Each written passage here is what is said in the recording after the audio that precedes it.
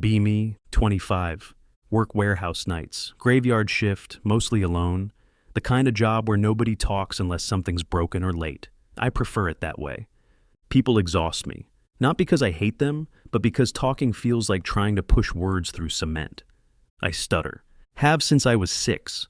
Some days, I sound almost normal. Other days, I can't even say my name without choking on the first syllable.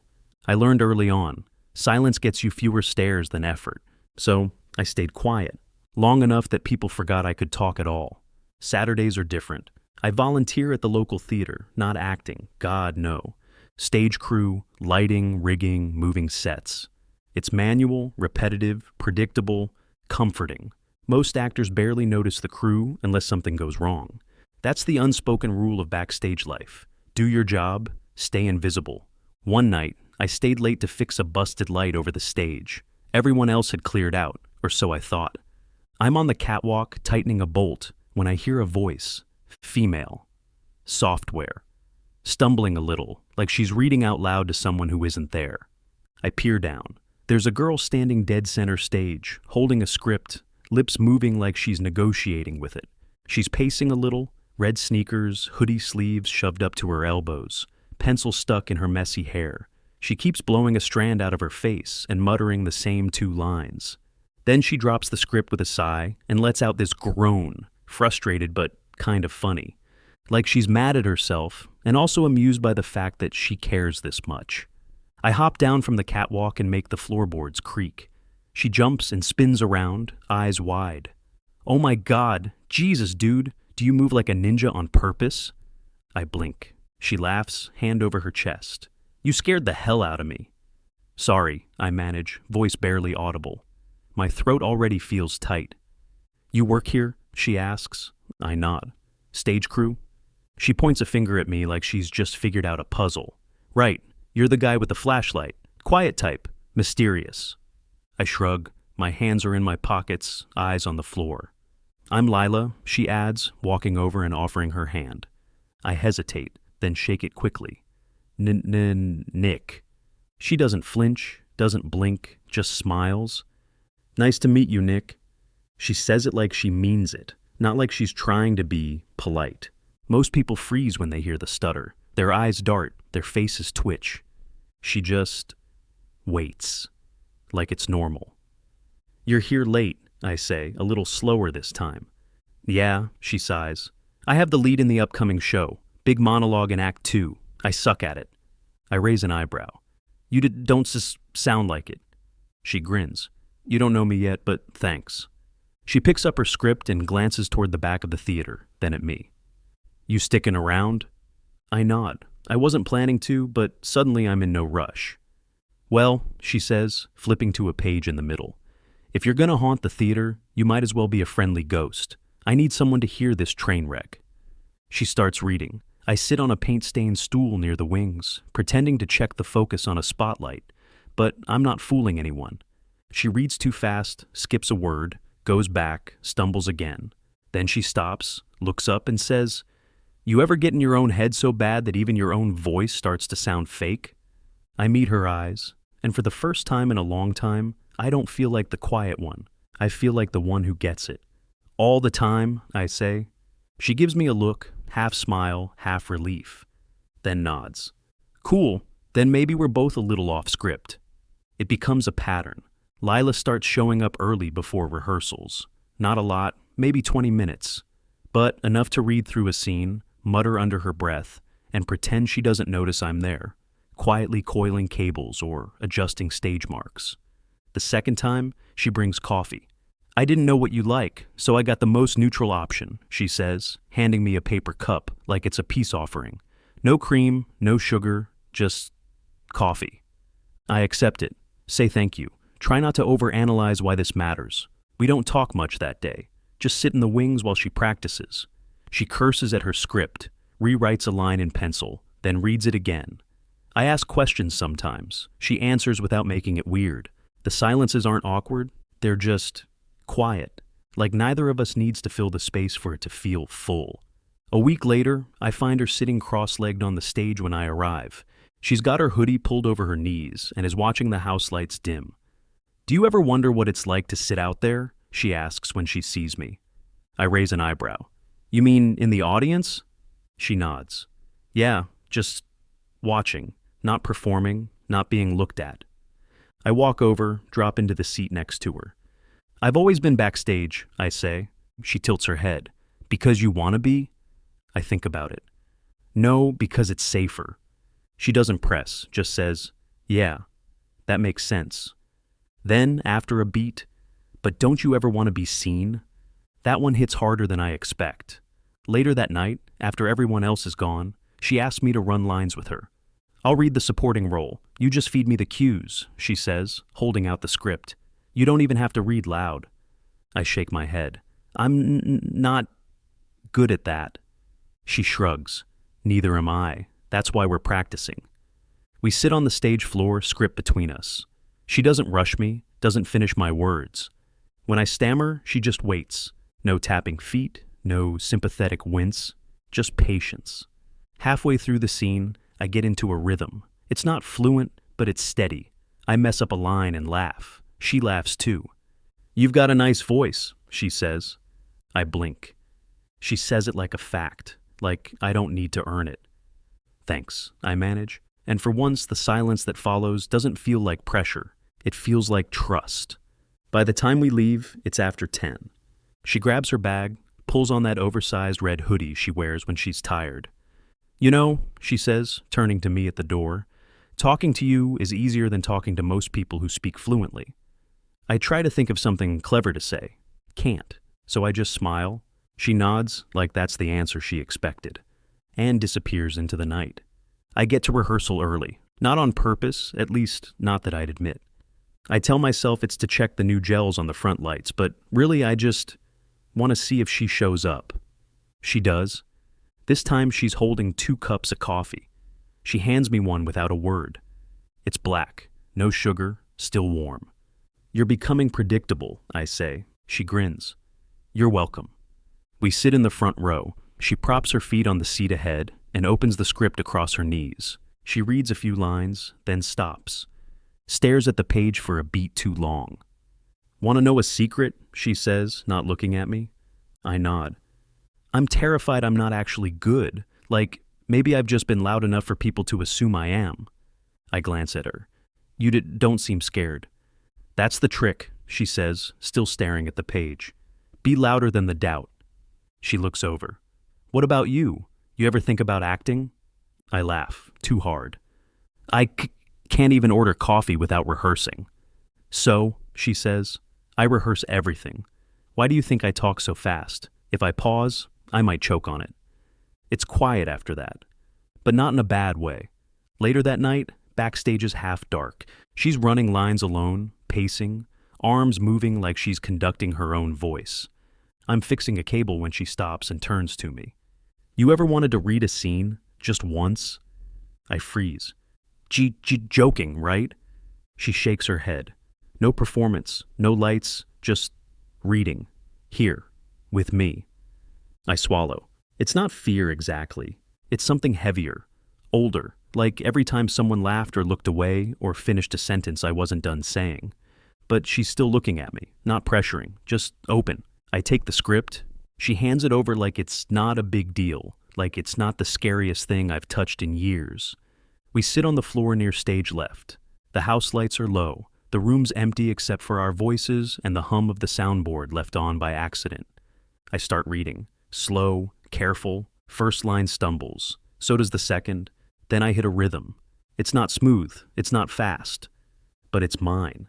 She doesn't interrupt, doesn't flinch, just follows along, line for line, like we're building something between us, word by word. When we finish, she leans back on her elbows. You were good, she says. I scoff. Sure. No, she says, more serious. Not perfect, not polished, but honest. And that's better. I look down at the script. The words feel a little less like enemies now. She nudges my shoulder with hers. Next time, she says, I'll let you pick the scene. And I realize there might be a next time. The week before opening night is always chaos. Costumes go missing, sound cues misfire. The lead actor has a sinus infection, and everyone pretends it won't be a problem. I'm there later than usual, replacing a fog machine that caught fire during a test run. Don't ask. She's there too, of course. Lila's pacing backstage in costume, black boots, long coat, hair tied up tight. She looks like she could walk into a different century and belong. Line check? She asks, holding out her script like she's offering a lifeline. We run scene 6 again. She stumbles on one monologue. I stumble on 3 words in a row. We both laugh. No one else is around. When we're done, she sits beside me on a milk crate. I hate this part, she says. Which? The in-between, when I care enough to be scared it won't work out. I nod slowly. Same. She nudges her knee against mine. At least I know you won't lie about it. I don't say anything, but inside, I'm proud. It's a quiet pride, small and private, like a room that finally gets sunlight after months of shade. After rehearsal, I head back in to grab my wrench. Theater's mostly empty. That's when I hear it. 2 of the actors, laughing near the prop table. One of them says, "You seen her lately? Lila's glued to that crew guy." The other guy snorts. The one who talks like he's buffering? My jaw tightens. Thinks she's just being nice. He probably thinks it's a rom-com and he's the misunderstood underdog. They laugh again. Someone mimics my voice, drawn out, slow, cruel. I don't move, don't say anything, just walk outside, fast. The air hits colder than I expected. I keep walking, past the loading dock, behind the dumpsters, all the way to the alley behind the back entrance, where the streetlights don't quite reach. I sit down on the curb and put my head in my hands. 10 minutes pass, maybe 20, footsteps, light ones, then her voice. "Hey, you left." I don't look up. She sits beside me, doesn't say anything at first, then, "What happened?" I shake my head. I'm fine. "That's not convincing," she says gently. More silence. Then I force it out. "I heard them." Her breath catches. She knows who I mean. I finally glance at her. She's angry, not at me, at them. It's in her clenched jaw, the way her hand curls into her jacket sleeve. "I'm sorry," she says. "You shouldn't have to hear that shit." I shrug. "This is normal." It shouldn't be. I stare at the pavement. "When I was a kid," I say slowly, "teachers thought I was just shy. My parents thought I'd grow out of it. I went through speech therapy, got better, then worse again. By high school, I stopped talking unless I had to. Kids don't bully what they can't get a reaction out of." She doesn't interrupt. I keep going. "I got used to being a shadow, easier than explaining, easier than watching people's faces twist into pity." A long pause. Then her hand finds mine. She squeezes once and says, "You don't have to explain anything, but I'm really glad you spoke anyway." I look at her, eyes sharp, steady, real, no performance, no pity, just presence. We sit like that until the cold sinks in. Then she says, "Come back inside. Scene 7's missing its best tech guy." I hesitate. She leans closer. "And I think we need to rewrite who gets to be the lead." The next day I show up early, earlier than I need to. She's already there, cross-legged on stage, hoodie over her costume, script open in her lap, but she's not reading, just staring at the page like it's challenging her to blink first. She looks up when I walk in. No coffee today, no jokes, just, "Hey, hey," I say back. I sit beside her. No one else around yet, just the 2 of us, the echo of the house lights warming up, and the kind of silence that doesn't ask questions. After a minute, she turns slightly toward me. "Do you remember the first thing I said to you?" I nod. "Exorcism." She grins. "Still think it would have helped the printer." We sit like that for a while. Then she says, "Last night, after you left, I wanted to go after those guys." "I know, but I didn't," she adds, "because I figured it's not about them." She looks at me again, slower this time. "It's about whether you think they're right." I don't answer right away, because sometimes the hardest thing isn't believing in someone else. It's believing they're not settling by choosing you. Then she stands up, brushes imaginary dust from her jeans, and holds out her hand. "Read with me." I blink. "Now?"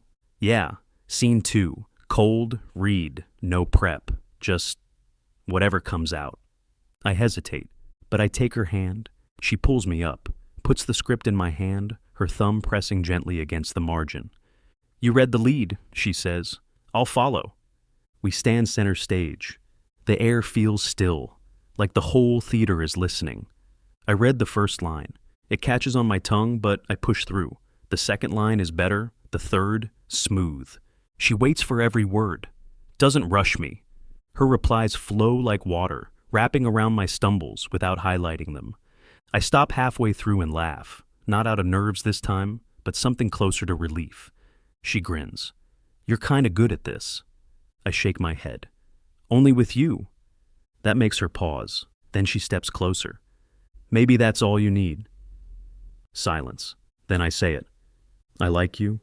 She looks up at me, and for once there's no smirk, no joke. Just, "I know." I nod. Then she adds, softer, "I like you too. Been waiting for you to say it in your own way." We don't kiss? Not yet. But the space between us finally stops feeling like a gap and starts feeling like a bridge. Final dress rehearsal. Opening night's less than 24 hours away. Everyone's tense. Costumes are half wrinkled.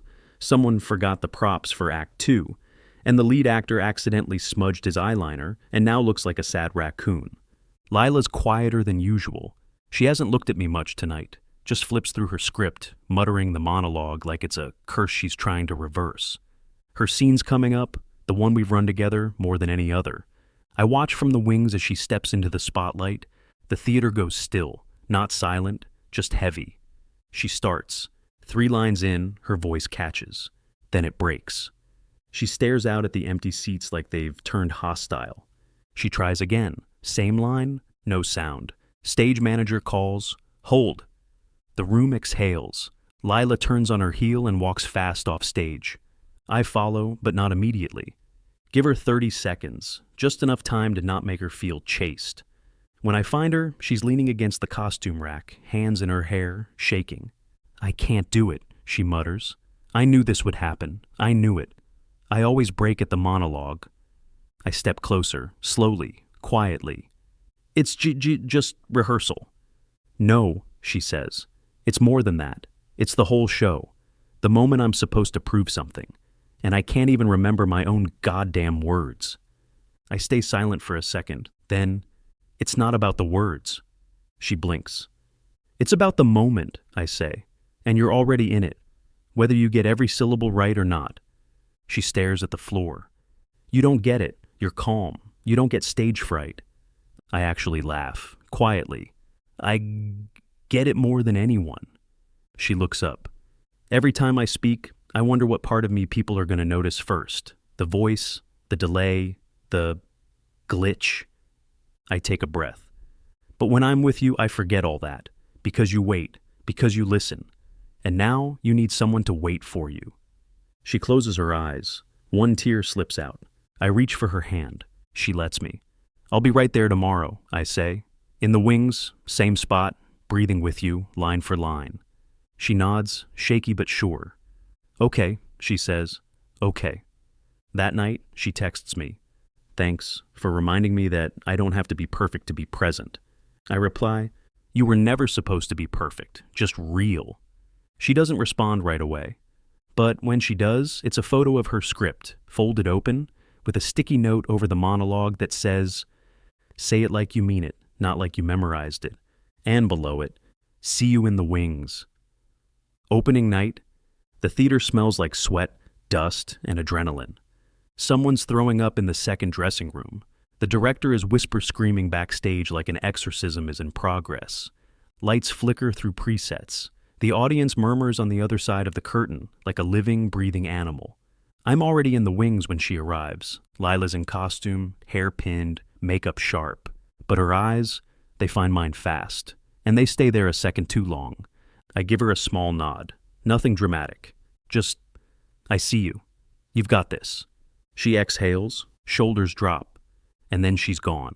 Stage left, scene 1. The first act flies. Every cue hits. Actors are on fire. Even the soundboard guy, who once confused thunder with applause, nails every effect. I don't move from my spot.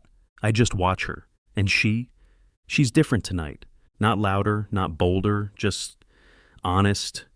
Like she stopped trying to prove anything and just started telling the truth.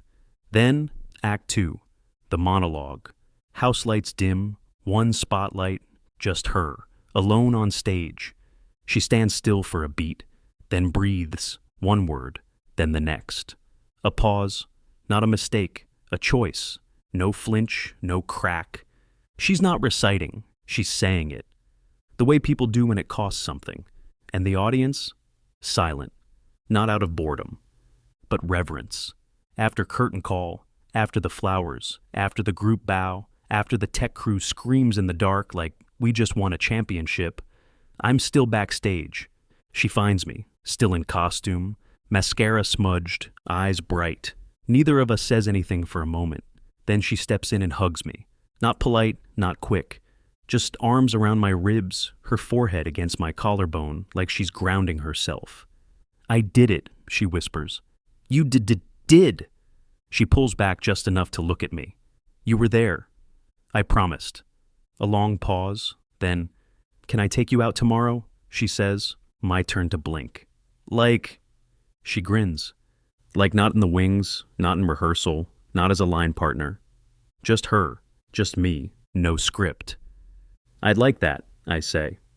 She squeezes my hand once, grinning like she just broke character in the best way. Then adds, you still owe me coffee, tech guy.